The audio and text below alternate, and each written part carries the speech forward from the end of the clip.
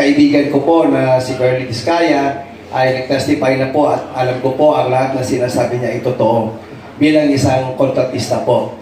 In fact, kaibigan ko po siya. Lahat ng sinasabi niyang corruption at lahat ng sinasabi niyang structure ng type of corruptions, totoo po yan. Yung mga sinasabi niya mga DPWH na alam mo itong mga isopi, totoo po yan. Mas naniniwala at kapani-paniwala ang mga sinasabi ni Curly Discaya, yung mag-asawa, rather than doon sa mga dinidepend ng mga DPWH and mga congressman. Good morning po, I'm Engineer Henry Sabate, a legitimate contractor and the founding chairman of iCare PH Advocates Incorporated. Ang organizations po namin is national level, including international. Marami po tayo, organized na po yung organizations natin at ang advokasya po natin ay humanitarian. Marami at naapektuhan na po ang buong bansa sa mga corruptions na nangyayari sa ating lipunan. Kami po ay handang tumulong kung hindi kayang gawin ng ating gobyerno. Nandito po kami, itong organizations namin na non-stock non-profit. Willing po kami makikipag-collaborate sa mga taong naapektuhan at willing po kami tulungan po sila sa abot ng aming makakaya. Ako po ay nagpapasalamat na ang isang kaibigan ko po na si Curly Discaya ay nag-testify na po at alam ko po ang lahat ng sinasabi niya ay totoo bilang isang kontratista po. In fact, kaibigan ko po siya. Lahat ng sinasabi niyang corruption at lahat ng sinasabi niyang structure ng type of corruptions, totoo po yan. Yung mga sinasabi niyang mga DPWH na alam mo itong mga isopi, totoo po yan. Mas naniniwala at kapani-paniwala ang mga sinasabi ni Curly Discaya, yung mag-asawa, rather than doon sa mga dinidepend ng mga DPWH and mga congressman. Kaya nandito po kami at willing na willing po kami ipagpatuloy ang aming serbisyo doon po sa naapektuhan ng dahil sa corruption. So maraming salamat po sa taong bayan at maging sa media po, nagpapasalamat po ako lalo na po sa PDP. Maraming salamat po. Whatever voice I may have in this society to my fellow PDP Laban members and officers, no? Alam ko po yung taong bayan ay hindi na po nasisiyahan.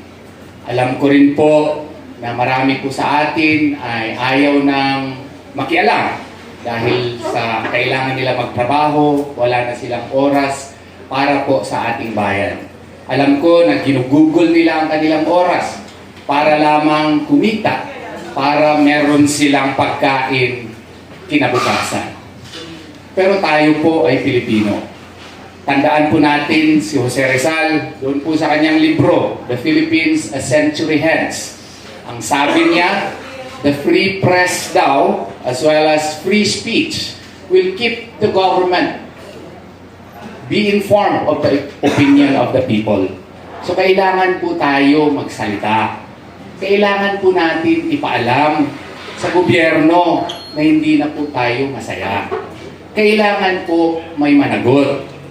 Ano na po ang mangyayari doon sa mga bilyones, trilyones na pera na nawawala at napupunta sa ilang tao lamang? Kung wala tayong gagawin, ano na po ang mangyayari sa ating bansa? Ano na po ang mangyayari sa ating mga anak? Isa lang po ang bansa na binigay ni Allah Subhanahu wa Ta'ala sa atin. Kailangan po natin itong protektahan. Kung hindi tayo gagawa para sa ikabubuti ng ating bayan, sino po ang gagawa nito? Kaya nga po, let us exercise our freedom. Ito po, Article 3, Section 4 ng 1987 Constitution, nakasaad naman na yung ating karapatang magsalita at magpetisyon sa gobyerno for redress of grievances ay protected naman. Sa 1973 Constitution, Article 4 po ito. Article 3, Section 1 under the 1935 Constitution. And doon po sa ating history, protected po ito, maging sa Jones Act, maging noong pang 1902, noong nag-create po yung pag-control ng mga Amerikano dito. Kaya nga po, magsalita tayo, ipaalam natin sa ating mga lideres na hindi na po tayo masaya. Nasa kamay po natin ang ating kinabukasan. Sovereignty resides in the people and all government authority emanates from them.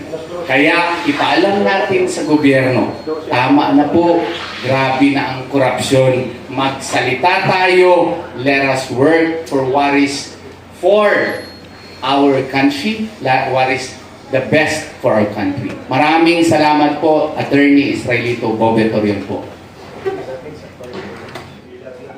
Thank you for keeping it short. Please introduce yourself and your opening statement. Magandang umaga sa ating mga kasama. Ako po si Atty. Manuelito Luna, ang convener for NCR of the Save Sara Movement in the Sara for 2028 movement. In behalf of my organization, together with Atty.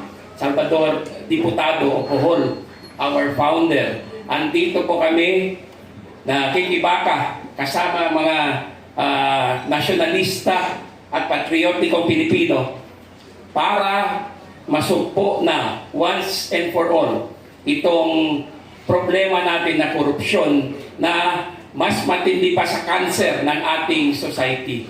Ito ang pinakamatinding problema natin because ito ang nagpapalubog sa ating bansa.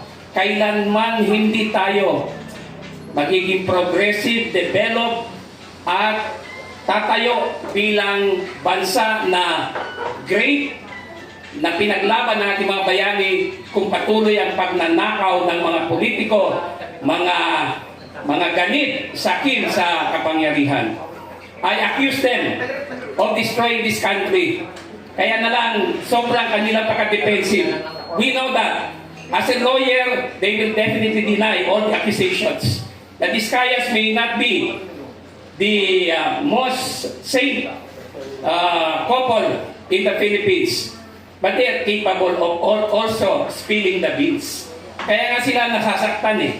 Biglang-bigla na lang, ni-reorganize ang Senado, tapos tatanggalin nila ang chairman ng Senate Committee na nag-iimbestiga dito sa katiwaliang ito. Klaro ito that this is a big cover-up. This is a whitewash of the investigation. And I accuse these congressmen and all their supporters and handlers. Mahiya kayo. Mag-resign kayo. You have no right to be in your positions a minute longer. Thank you. Okay, we just heard the state of the nation. I only have two questions, but nobody has to answer. Number one.